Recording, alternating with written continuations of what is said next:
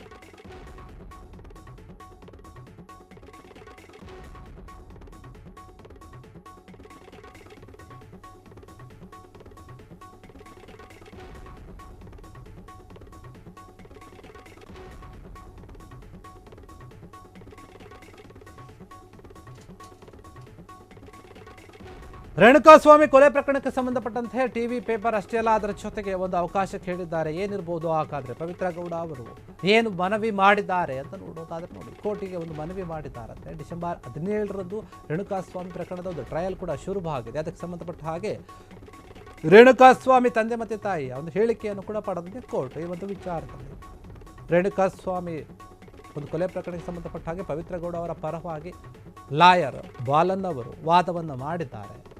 ರೇಣುಕಾಸ್ವಾಮಿ ತಂದೆಯನ್ನ ಅವರು cross examination ಕೂಡ ಮಾಡಿದ್ದಾರೆ. ತಂದೆ ಮತ್ತು ತಾಯಿಯನ್ನು ಮಾಡಿದ್ದಾರೆ ಅಂತ ಹೇಳಲಾಗ್ತಾ ಇದೆ. ಬಾಲನ್ ಅವರು ವಿಚಾರಣೆಯ ಒಂದು ಕೊನೆಯಲ್ಲಿ ಬಾಲನ್ನು ಪವಿತ್ರಗಾಗಿ ಒಂದು ವಿಶೇಷವಾದಂಥ ಮನವಿ ಮಾಡಿದ್ದಾರೆ.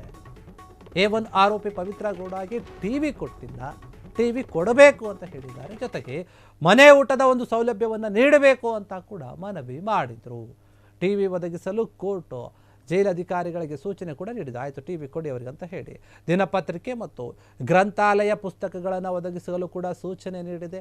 ಇದರ ಜೊತೆಗೆ ರೇಡಿಯೋ ಮತ್ತು ಸಂಗೀತ ಹಾಗೂ ಧ್ಯಾನಕ್ಕೆ ಅವಕಾಶವನ್ನು ನೀಡಲು ಕೂಡ ಮನವಿ ಮಾಡಿದ್ದಾರೆ ಎನ್ನುವಂಥ ವಿಚಾರ ಕೇಳಿ ಬರ್ತಾ ಇದೆ. ಈ ಬಗ್ಗೆ ಜೈಲು ಅಧಿಕಾರಿಗಳಿಗೆ ನಿರ್ದೇಶನ ನೀಡಲು ಕೋರಿ ಕೋರ್ಟ್ಗೆ ಅರ್ಜಿಯನ್ನು ಕೂಡ ಸಲ್ಲಿಸಿದರು. ಕರ್ನಾಟಕ ಕಾರಾಗೃಹ ನಿಯಮಾವಳಿ 749ರ ನಿಯಮದ ಪ್ರಕಾರ VI ಅಡಿಯಲ್ಲಿ ಅರ್ಜಿಯನ್ನು ಕೂಡ ಇವರು ಸಲ್ಲಿಸಿದ್ದಾರೆ ಅಂತ ಹೇಳಲಾಗ್ತಾ ಇದೆ. ಬರೀ ಟಿವಿ ಪೇಪರ್ ಅಷ್ಟೇ ಅಲ್ಲ, ನನಗೆ ಕೆಲವೊಂದು ಇನ್ನೊಂದು ಬೇರೆ ಸೌಲಭ್ಯಗಳು ಬೇಕು. ಏನಂದರೆ ರೇಡಿಯೋ ಮತ್ತು ಸಂಗೀತ ಹಾಗೂ ಧ್ಯಾನಕ್ಕೆ ಅವಕಾಶವನ್ನು ಮಾಡಿಕೊಡಬೇಕು ಅಂತ ಇವರು ಕೇಳಿದ್ದಾರೆ. ಬಾಲನ್ ಏನಿದ್ದಾರೆ ಅವರ ವಕೀಲರು ಅವರ ಪರವಾಗಿ ವಾದವನ್ನು ಕೂಡ ಮಾಡಿದ್ದಾರೆ. ವಿಶೇಷವಾಗಿ ಈ ರೀತಿಯಾಗಿ ಮನವಿಯನ್ನು ಮಾಡಿದ್ದಾರೆ. ಕೋರ್ಟ್ ಈಗಾಗಲೇ ಸೂಚನೆ ನೋಡಿ ದಿನಪತ್ರಿಕೆ ಮತ್ತು ಗ್ರಂಥಾಲಯದಲ್ಲಿರುವಂತಹ ಪುಸ್ತಕಗಳನ್ನು ಓದೋಕೆ ಅಥವಾ ಒದಗಿಸೋಕೆ ಸೂಚನೆ ಕೊಟ್ಟಿದೆ. ಅದರ ಜೊತೆಗೆ ಟಿವಿಯನ್ನು ಕೊಡಿ ಅಂತ ಹೇಳಿ ಜೈಲಿನ ಅಧಿಕಾರಿಗಳಿಗೆ ಕೋರ್ಟ್ ಹೇಳಿದೆ. ಇದರ ಜೊತೆಗೆ ಇವರು ಎಕ್ಸ್ಟ್ರಾ ಈ ರೀತಿ ಮನವಿ ಮಾಡಿದ್ದಾರೆ. ಮನೆ ಊಟದ ಸೌಲಭ್ಯ ಕೂಡ ಕೊಡ್ರಿ ಅಥವಾ ಕೊಡಬೇಕು, ಟಿವಿಯನ್ನು ಕೊಡಬೇಕು ಅಂತ ಮನವಿ ಮಾಡಿದರು. ಟಿವಿನ ಕೊಡಿ, ಮನೆ ಊಟದ ಬಗ್ಗೆ ಏನು ಹೇಳಿಲ್ಲ ಅನಿಸುತ್ತೆ. ಟಿವಿಯನ್ನು ಕೊಡಿ, ಓಕೆ. ಮತ್ತು ನ್ಯೂಸ್ ಪೇಪರ್ ಕೊಡಬಹುದು, ಗ್ರಂಥಾಲಯದಲ್ಲಿ ಏನು ಪುಸ್ತಕಗಳಿರುತ್ತೆ ಅದನ್ನು ಕೂಡ ಓದೋಕ್ಕೆ ಕೊಡಬಹುದು ಅಂತ ಹೇಳಿ ಸೂಚನೆ ಕೊಟ್ಟಿದೆ ಜೈಲಿನ ಅಧಿಕಾರಿಗಳು. ಅದರ ಬಗ್ಗೆ ಜೈಲಿನ ನಿಯಮಾವಳಿ ಏನಿದೆ ಅದನ್ನು ಅನುಸರಿಸಿ ಪಾಲಿಸ್ತಾರೆ.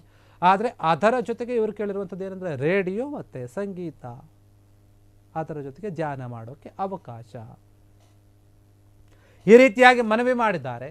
ರೇಣುಕಾಸ್ವಾಮಿ ಅವರ ತಾಯಿಯವರ ಒಂದು ವಿಚಾರಣೆ ಕೂಡ ಮಾಡಿದ್ದಾರೆ, ಕ್ರಾಸ್ ಎಕ್ಸಾಮಿನೇಷನ್ ಮಾಡಿದ್ದಾರೆ ಬಾಲನ್ ಅವರು. ಇದಕ್ಕೆ ಸಂಬಂಧಪಟ್ಟ ಈಗ ಪವಿತ್ರ ಗೌಡ ಅವರು A1 ಆರೋಪಿಯಾಗಿರೋದ್ರಿಂದ ಅವರಿಗೆ ಏನು ಸೌಲಭ್ಯ ಕೊಡಬೇಕು. ಯಾಕಂದರೆ ದರ್ಶನ್ ಕೂಡ ಈ ಒಂದು ವಿಚಾರದಲ್ಲಿ ಕೆಲವೊಂದು ಸೌಲಭ್ಯಗಳು ಬೇಕು ಅಂತ ಕೇಳ್ಕೊಳ್ತಾ ಇದ್ರು. ಅವರಿಗೆ ಕೋರ್ಟ್ ಕೂಡ ಕೊಡಿ ಅಂತ ಹೇಳಿತ್ತು, ಆದರೆ ಸರಿಯಾದ ರೀತಿಯಲ್ಲಿ ನಮಗೆ ಕೊಟ್ಟಿಲ್ಲ ಅಂತ ದರ್ಶನ್ ಅನೇಕ ಬಾರಿ ಒಂದು ವಿಚಾರದ ಬಗ್ಗೆ ಮಾತನಾಡಿದರು. ಈಗ ಇವರಿಗೆ ಕೋರ್ಟ್ ಹೇಳಿದೆ ಕೊಡಬೇಕಂತ, ಇವ್ರಿಗೆ ಕೂಡ ಕೊಡ್ತಾರೋ ಇಲ್ವೋ ಅದೇ ರೀತಿಯಾಗಿ ಆಗುತ್ತೋ ಗೊತ್ತಿಲ್ಲ.